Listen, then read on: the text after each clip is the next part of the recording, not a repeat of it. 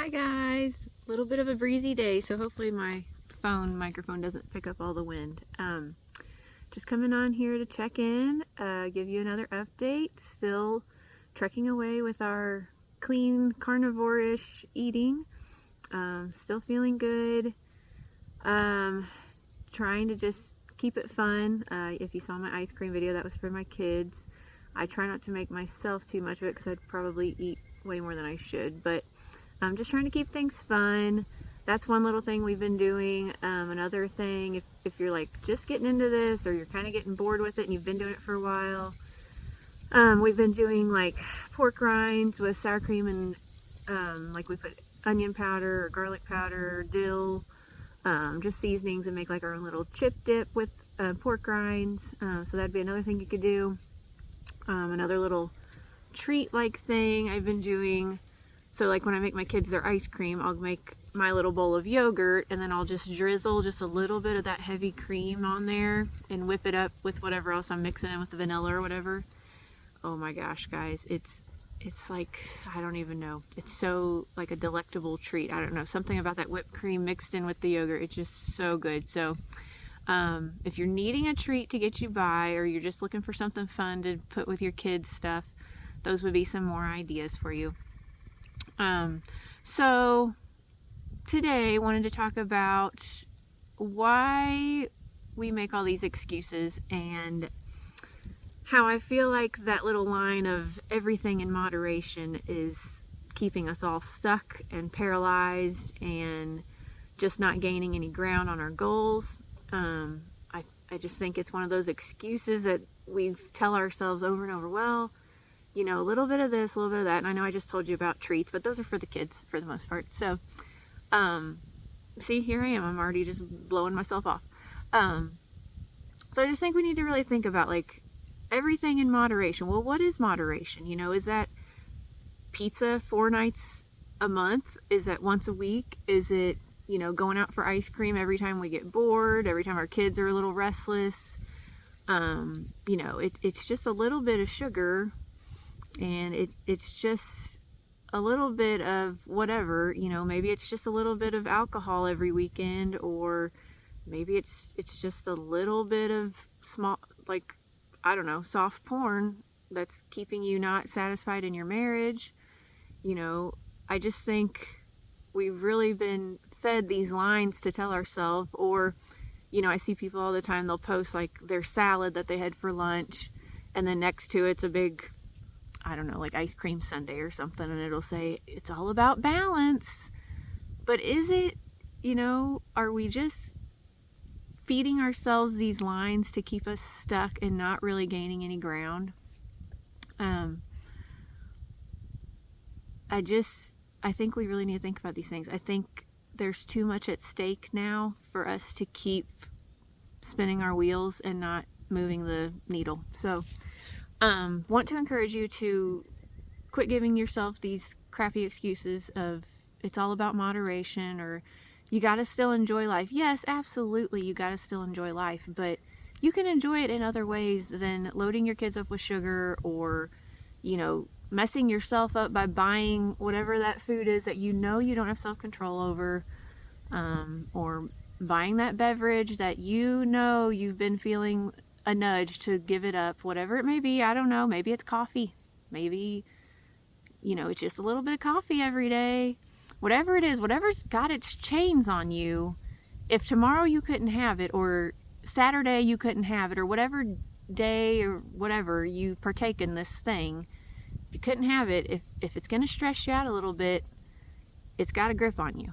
So I just want you to think about that. I just really think that everything in moderation is keeping us all stuck. So I want to encourage you to give up the moderation, just abstain from whatever it may be. I don't know what it is for you. For me, it's been social media. Wanted to update you on that too. I've done really good this week.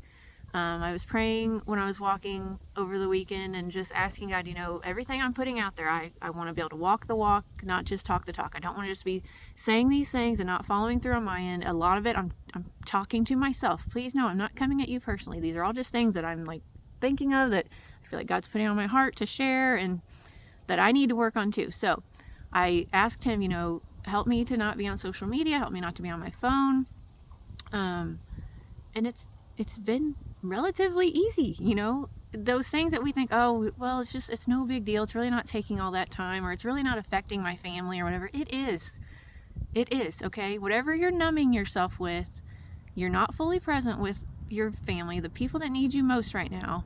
And so it is affecting more than you think. And if you know you need to be getting away from whatever it is, food, phone, social media, whatever, I don't know, alcohol, whatever it may be, toxic people, gossip, it's just a little bit of gossip. No, it's not. How gross do you feel after you've been talking about all these people? Don't you just feel gross? Like, why, what does it give to your life if you're just sitting around talking about other people? I don't know. I used to do it all the time. I feel so disgusting now if I'm even thinking about, talking about it, whatever. It's just a little bit. So anyways, I was praying, you know, asking God that, and you know, I keep thinking of Paul, you know, Paul, after he was the Apostle Paul, before he was Saul, and then he became the Apostle Paul.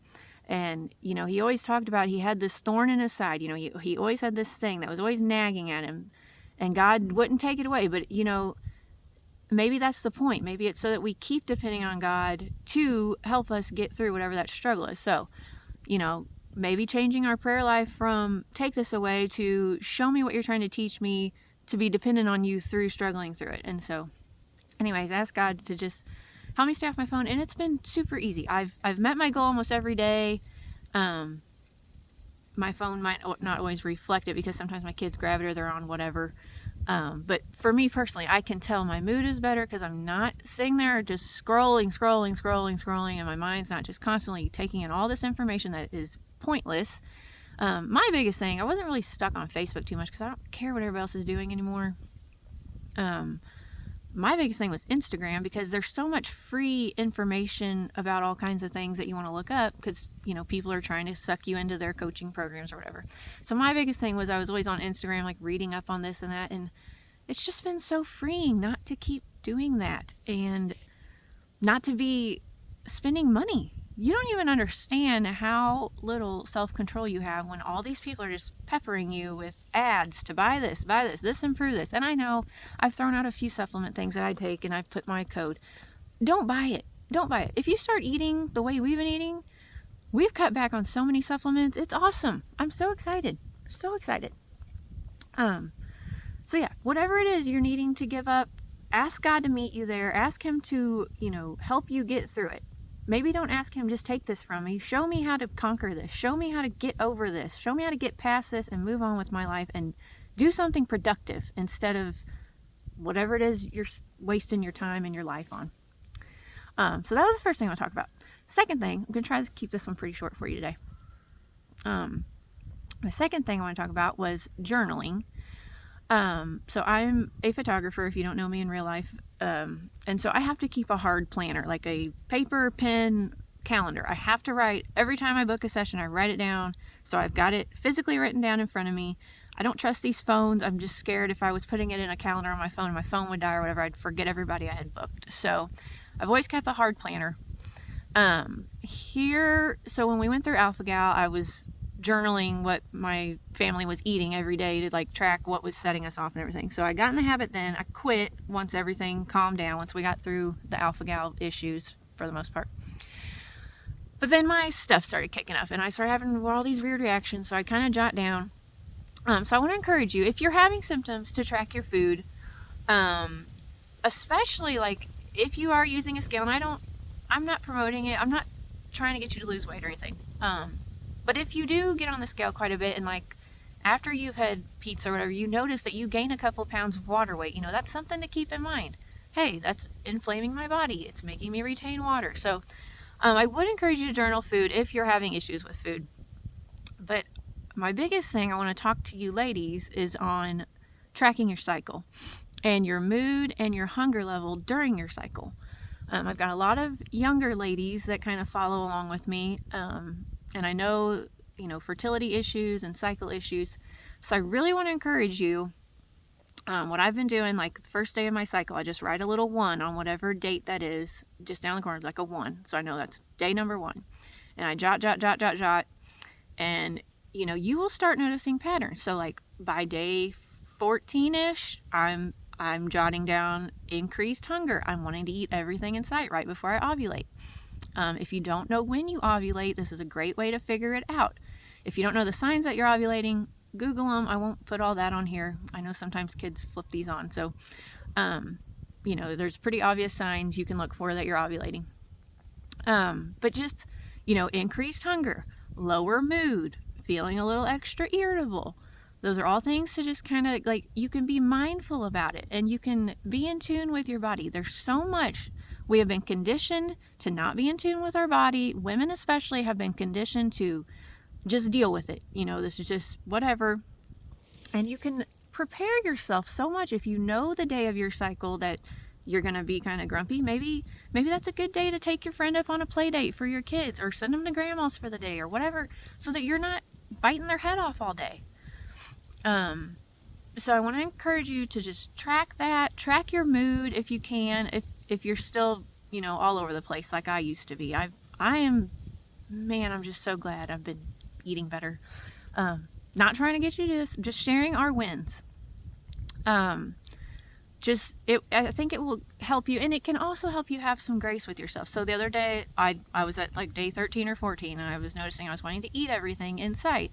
So I looked, oh, yep, I'm getting ready to ovulate. Okay, my body's preparing to do something major to it, Yes, society tells us whatever, don't even, just ignore it. Who needs to know that? You need to know that, especially if you're like natural family planning or not on the disgusting poison birth control pill. But anyway, so I was like, oh, this is why I'm wanting to eat everything. It's okay. It's just for a day or two. I can increase my calorie intake. Not a big deal. I'm not tracking calories or anything. Not a big deal. It'll go away after I ovulate. So I just think knowledge is power. If you can be in tune to these things, you can set yourself up for success. Be proactive, whatever these, schools are teaching now, however you want to word it. I just think there's so much value in that. And you could track other things too. I don't know what else it would be. Maybe finances. Like, I have noticed at certain times of my cycle, I want to spend money more. Like, I don't know. I'm sure it's a dopamine thing. Like I'm seeking dopamine or something when my estrogen's high. But I'm sure you can look all the science up on all that. But anyways, I just want to encourage you to do that. So, gonna keep this week really short on here. It's beautiful out today. Supposed to be having some yucky weather coming, I guess. I hope you're getting outside and getting sunshine as much as you can. Guys, you need that sunlight. It will just do so much for your mood. Get your kids outside, bundle them up as much as they need to be. I hope you're doing good. I hope if you're starting to eat this way, you'll share it in the comments, just for any wins you're having. I had some stuff I wanted to share this week, but I didn't write it down, so I should have. But we're still feeling great, sleeping great. I feel like digestion is improving. I feel like if you switch this way of eating, you need to know your bowel movements may change a little bit. So I'm pretty regular. I go at least every other day now. I used to be super regular every day, but since I'm not eating all the fiber, I don't have all that waste. So that is something to keep in mind. You may have like a phase of that changing. Trying to keep, like I said, I'm trying to cut back on the honey and not be feeding a craving loop. So I'm a binger. Like I will just eat everything in sight if it's in front of me. So I know my limits. Now, do I think everybody needs to completely cut out honey and all that stuff? No. If you can enjoy it in moderation, everything in moderation. But if you can enjoy just a little bit and it's not inflaming you and it helps you stay on track to not eat all the other junk, great. I'm so glad you can do that. I'm still trying to cut back on it as much as I can. I still put it in my yogurt. I put just a little bit on my lunch today because it was leftovers and I had it a little too salty because I'd already salted it before. That's another thing. We aren't having so much waste, like trash, and not throwing out leftovers. Like, we eat everything we buy now. I can't tell you how many times I bought that spring salad mix and pitched it because it got nasty, because I don't think intuitively I ever wanted to eat it. I don't think my body ever wanted to eat that. So, just not wasting anything. We literally eat everything that we buy right now. I don't know. I don't have a whole lot for you this week. Tell me in the comments how you're doing and what's working for you guys. I have been taking iodine. I might share more on that soon. My friend Paige had told me to kind of look into some stuff about breast health with iodine, and there's a lot out there, guys. If you have had any breast issues, breast tissue issues, fibrocystic breast tissue, anything like that, if on your monthly cycle it gets inflamed and you got tender breasts, please start looking into iodine. I am taking the J. Crow's, it's Lugol's iodine solution, but the J. Crow brand from Vitacost is what I got recently. And I'm taking a pretty hefty dose. So those are the things we're doing. We're just keeping it simple and keeping it going, guys. I might try to make some cloud bread just so the kids can have like a peanut butter and honey sandwich or something to spruce it up a little bit. But we're just trucking away here. So I hope you're doing great. I hope you guys have a good weekend, and I'll see you next time. Like, subscribe, and share.